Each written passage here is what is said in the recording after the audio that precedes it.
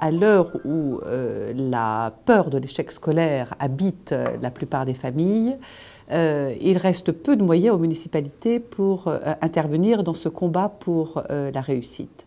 Quelles sont les suggestions que vous proposez à une municipalité qui souhaite s'engager dans ce combat? Tous les habitants d'une ville sont intéressés par les problèmes scolaires. Quelles sont les difficultés que peuvent rencontrer des enfants ?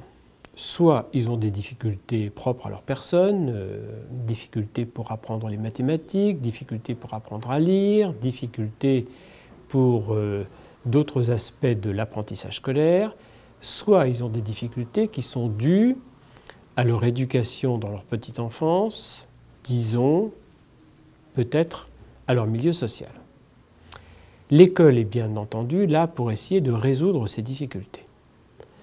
Or, les études qui sont faites depuis maintenant une bonne vingtaine d'années au nord-est des États-Unis ou dans les pays scandinaves montrent que ces difficultés peuvent être largement résolues à une condition première absolument nécessaire, c'est qu'on les traite le plus tôt possible dans leur scolarité. Et c'est dès la deuxième année de maternelle, alors qu'ils ont 4 ans, qu'ils commencent à être habitués à l'école, qu'il faut détecter les difficultés que peuvent rencontrer les élèves.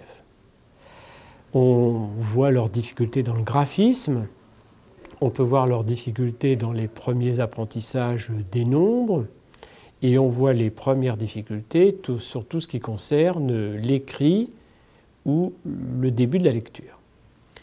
Si les spécialistes peuvent détecter ces difficultés dès la dernière année de maternelle, ils ont maintenant 5 ans, on apporte déjà un certain nombre de remédiations, de manière à ce que lorsqu'ils vont commencer le CP, ils puissent se trouver quasiment à égalité avec l'ensemble des autres enfants.